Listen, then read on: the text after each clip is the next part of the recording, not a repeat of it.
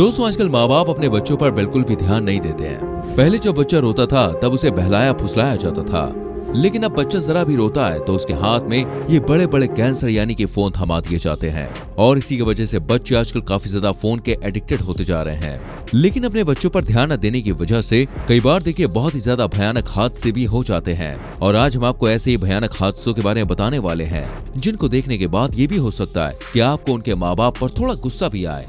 दोस्तों ये वीडियो बड़ी कमाल की है, इसमें एंड तक हमारे संग बने रहे। और अगर आप हमारे चैनल पे पहली बार आए हैं तो इसको सब्सक्राइब कर लीजिए, बेल आइकन प्रेस कर लीजिए, जिससे आपसे कोई भी वीडियो मिस ना हो। नंबर 1, दोस्तों सांप वैसे बहुत ही खूबसूरत लगते हैं, लेकिन तब तक जब तक वो हमें काटे नहीं। कई सांप हमें बेवकूफ बनाने में माहिर भी होते हैं। इन्हें देखने के बाद लगता नहीं है कि ये जहरीले होंगे, जैसे कि कॉपरहेड सांप। ये ज्यादातर ईस्टर्न नॉर्थ अमेरिका में मिलते हैं। वहाँ पर ये कई लोगों पर और बच्चों पर काफी हमला भी करते हैं। हर साल ये कम से कम 30 लोगों को काट लेते हैं। ये एक सांप के लिए देखिए काफी बड़ा नंबर है, खासकर अगर हम बस नॉर्थ अमेरिका की बात करें तो।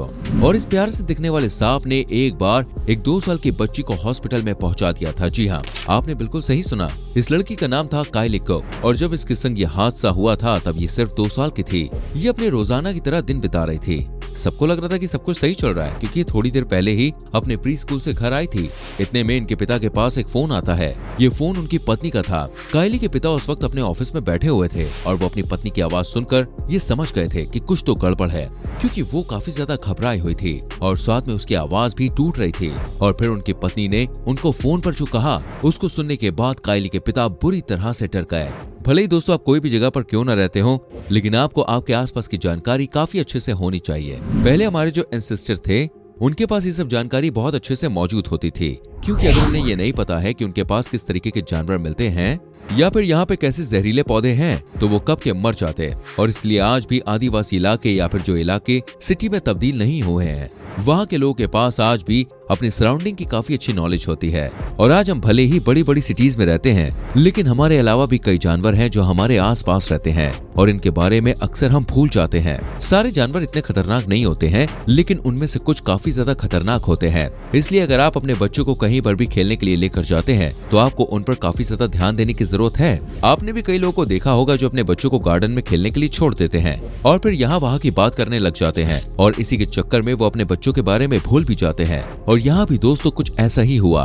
काइली अपने रोजाना के दिन की तरह गार्डन में खेल रही थी और तभी उसने देखा कि वहाँ पे एक सांप पड़ा हुआ है, जो दिखने में काफी ज्यादा छोटा था, क्योंकि कॉपरहेड सांप साइज में काफी ज्यादा बड़े नहीं होते हैं। और वो सांप इतना ज्यादा खतरनाक नहीं दिख रहा था। और आप जानती है दोस्तों कि आखिर जो 2 साल का बच्चा होता है उसमें इतनी समझ नहीं होती है, वो खतरे को भाप नहीं सकता है। इसलिए काइली ने गलती से सांप को छू लिया और काइली के सांप को छूते ही इस सांप ने रिएक्ट किया और इस बेचारी 2 साल की बच्ची के हाथ में काट लिया, जिसके बाद इसका पूरा हाथ काला हो चुका था और बुरी तरह से ये सूज भी चुका था, जैसे कि आप फोटो में देख भी सकते हैं। इसके बाद काइली बहुत ही ज्यादा बुरी तरीके से रोने लगी। उसका हाथ एक बलून की तरह सूजता जा रहा था। इसके थोड़ी देर के बाद उसका हाथ पूरी तरीके से नॉर्मल हो गया, लेकिन उसका दर्द बिल्कुल भी नहीं किया। दर्द बहुत ज्यादा हो रहा था, जिसकी वजह से वो बहुत बुरी तरह से तकलीफ से चिल्ला रही थी। इसके तुरंत बाद ही उसकी माँ का ध्यान उसके ऊपर गया और वो उसे तुरंत हॉस्पिटल लेकर गई। कुछ ही देर के बाद उसके पिताजी भी वहाँ पे पहुँच गए। ये बहुत ही ज्यादा जानलेवा केस था, क्योंकि अगर थोड़ी और देर हो जाती तो हो सकता था कि वो लड़की जिंदा ना बचती। लेकिन दोस्तों उस बच्ची की किस्मत अच्छी थी, क्योंकि डॉक्टर ने कहा कि वो लोग टाइम पर पहुंच गए और उस बच्ची की बॉडी में से जहर को खत्म कर दिया गया था एंटीडोट देके। हालांकि उसके हाथ में काफी ज्यादा चोट पहुंची थी और उसके हाथ के कई मसल्स भी फट गए थे। अगर वो हाथ और ज्यादा बुरे हालात में होता तो ऐसा हो सकता था कि वो लड़की अपना हाथ हमेशा के लिए खो देती, लेकिन डॉक्टर के मेडिकेशन से उसका हाथ बिल्कुल ठीक हो गया। दोस्तों जब भी आप बच्चों को पार्क में खेलने के लिए ले जाते हैं तो ध्यान रखें, वहाँ पे सांप जैसे जानवर हो सकते हैं। इसलिए अगर आपका बच्चा गार्डन या पार्क में खेल रहा है तो उसके ऊपर आपको बहुत ज्यादा ध्यान देने की जरूरत है।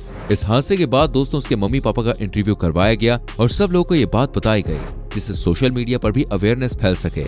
नंबर 2, दोस्तों आजकल इंस्टाग्राम और टिकटॉक पर बहुत ट्रेंड चलता है और इसकी ओर बच्चे बहुत ज्यादा अट्रैक्टिव हो भी रहे हैं। सोशल मीडिया पर वायरल होने के लिए कई बार वो ऐसी हरकतें कर देते हैं जो उनके लिए बेहद ही खतरनाक साबित होती है। वैसे दोस्तों वीडियोस बनाना और कुछ क्रिएटिव करना देखिए बिल्कुल भी बुरा नहीं है, क्योंकि इससे बच्चों को काफी कुछ नया सीखने को मिलता है। लेकिन वहीं पर उनके माँ बाप को हमेशा ध्यान देना चाहिए कि आखिर बच्चे फोन पर कर क्या रहे हैं, क्योंकि देखिए ये बहुत ही ज्यादा खतरनाक भी साबित हो सकता है। जैसे कि 12 साल के जोशुआ के संग जो हुआ वो बहुत ही ज्यादा खतरनाक था। उसके माता पिता का कहना है कि जोशुआ बहुत ही ज्यादा ब्रिलियंट बच्चा था। वो पढ़ाई में भी काफी स्मार्ट था उसे 3D मॉडलिंग करना पसंद था, उसे आर्मी में जाना था और उसके काफी ज्यादा बड़े बड़े सपने थे। वो एक्टिंग भी सीख रहा था। जोशुआ का एक जुड़वा भाई भी था और वो दोनों साथ मिलकर इंस्टाग्राम और टिकटॉक पर वीडियोस बनाया करते थे। क्योंकि वैसे भी दोस्तों जोशुआ को एक्टिंग में बहुत ज्यादा इंटरेस्ट था, लेकिन इन एप्स पर बस एक्टिंग नहीं होती, आप जानते ही हैं। आए दिन इन सब एप्स पर कोई ना कोई चैलेंज आता रहता है, या फिर मैं ये कहूँ कि कोई ना कोई वायरल ट्रेंड आता रहता है, जिसे करने पर कई बार वीडियोस वायरल होती है और लोग काफी ज्यादा फेमस भी हो जाते हैं। लेकिन दोस्तों कई बार ये जो चैलेंज होते हैं ये बहुत ही ज्यादा खतरनाक होते हैं, जैसे कि ब्लैकआउट चैलेंज। इस चैलेंज में लोग बेहोश होने की कोशिश करते हैं। जी हाँ, ये जितना ज्यादा भयानक सुनने में लगता है ये उतना ही ज्यादा भयानक है। लोग अपने आप को बेहोश करने के लिए कई अजीबोगरीब तरीके आजमाते हैं और ऐसे कुछ वीडियो सोशल मीडिया पर देखिए बहुत ही ज्यादा वायरल भी हुए थे। इसलिए जोशुआ ने भी यही करने का सोचा। उसने सोचा कि अगर वो ऐसा करेगा तो वो बहुत ज्यादा फेमस हो जाएगा और उसने एक दिन बाथरूम में अकेले ही इस चीज को करने की कोशिश की। उसने अपने गले को टॉवल से बांध लिया और इसके थोड़ी ही देर बाद वो बेहोश हो गया, क्योंकि टॉवल की वजह से उसकी बॉडी में ऑक्सीजन नहीं जा पा रही थी और इसीलिए दोस्तों वो बेहोश हो गया। ये चैलेंज कंप्लीट हो गया इसके बाद। लेकिन इसके बाद जो हुआ वो काफी भयानक था। इसके जुड़वा भाई ने इसे बाथरूम में लेटा हुआ पाया और फिर उसने कैमरा देखना शुरू किया, जिसके बाद वो समझ गया कि इसने ब्लैकआउट चैलेंज करने की कोशिश की है और उसने तुरंत ही अपने भाई को उठाने की कोशिश की, लेकिन इसका भाई बिल्कुल भी उठ नहीं रहा था। इसका कहना है कि इसने पहले भी अपने भाई को ऐसा करने से मना किया था, लेकिन उसने इसकी एक भी ना मानी। इसके बाद दोस्तों ये बहुत ही ज्यादा डर गया। ये तुरंत ही अपनी माँ के पास गया और उसने अपनी माँ को सारी चीजें बताई। इसके बाद उनकी माँ ने अपने पति को फोन किया और दोनों मिलकर तुरंत अपने बेहोश हुए बच्चे को हॉस्पिटल लेकर भागे। लेकिन दोस्तों तब तक बहुत ज्यादा देर हो चुकी थी। उसके पिता ने बताया कि जब वो उसे लेकर जा रहे थे तभी उसके हाथ ठंडे हो गए थे। डॉक्टर ने कहा कि ऐसा हो सकता है कि उसका ब्रेन डेड हो गया हो, यानी कि इसका दिमाग बिल्कुल भी रिस्पॉन्ड नहीं कर रहा है। इसके बाद उसके माता पिता ने बहुत मिन्नतें की, काश कैसे ना कैसे करके ये ठीक हो जाए। लेकिन दोस्तों आप कह सकते हैं कि किस्मत ने इसका साथ छोड़ दिया था। डॉक्टर ने लगातार 19 दिनों तक इसे हॉस्पिटल में रखा और कोशिश की कि इसे कैसे भी करके बचाया जा सके। इसके बाद डॉक्टर ने यह भी कह दिया कि ये मर चुका है और इसने इस दुनिया को छोड़ दिया है। ये बहुत ही खतरनाक हादसा था। इस हादसे ने इनके माता पिता को बुरी तरह से तोड़ दिया। लेकिन ये चीज यहीं पर खत्म नहीं हुई। सबसे ज्यादा हैरानी वाली बात तो ये है कि इस चीज के होने के बाद इसके माता पिता ने ये सारी बातें पूरी दुनिया को बताई और इसके बारे में अवेयरनेस फैलाने की कोशिश की। पर इसके बाद भी ये चैलेंज बंद नहीं हुआ और जोशुआ के बाद ऐसे और कई किस्से सामने आए जिसमें छोटे छोटे बच्चों की जान चली गई। इसके बाद दोस्तों ब्लैकआउट चैलेंज को पूरी तरह से बैन कर दिया गया, लेकिन इसने कई सारे लोगों की जान ले ली थी। दरअसल इस चैलेंज में लोग बस बेहोश होने का नाटक करते थे, वो सब नकली था, लेकिन बच्चों को ये समझ में नहीं आता था और इसी चक्कर में वो अपनी जान गंवा बैठे। इसके बाद टिकटॉक पर भी कई सवाल उठे और उसे भी कहा गया कि ऐसे चैलेंज तुम क्यों प्रमोट करते हो। और टिकटॉक का भी कहना है दोस्तों कि इसमें कोई गलती उनकी नहीं है। जो भी चीज ट्रेंड में चलती है वो सब लोग करते हैं, इसके ऊपर वो रोक नहीं लगा सकते। पर टिकटॉक ने जोशुआ और उसके जैसे और लोगों के परिवार वालों से माफी मांगी और कहा कि इसमें जो कुछ भी हुआ उसमें कहीं ना कहीं इनकी गलती भी है। लेकिन धीरे धीरे ये सब बातें सिर्फ कहानियां बन गईं और आज भी ऐसे कई खतरनाक चैलेंजेस आते रहते हैं जिसमें वायरल होने के लिए लोग अपनी जान की परवाह भी नहीं करते। बड़े लोग तो फिर भी एक बार को इस बात को समझ जाते हैं, लेकिन बच्चों में इतना दिमाग नहीं होता कि वो इन चीजों को अच्छे से समझ पाए।